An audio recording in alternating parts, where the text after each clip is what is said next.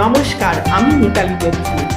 ফের একবার ভারতের রুশ তেল কেনা নিয়ে বড় দাবি মার্কিন প্রেসিডেন্ট ডোনাল্ড ট্রাম্পের, আর এরই সঙ্গে ভারতকে কার্যত হুমকিও দিয়ে রাখলেন ট্রাম্প।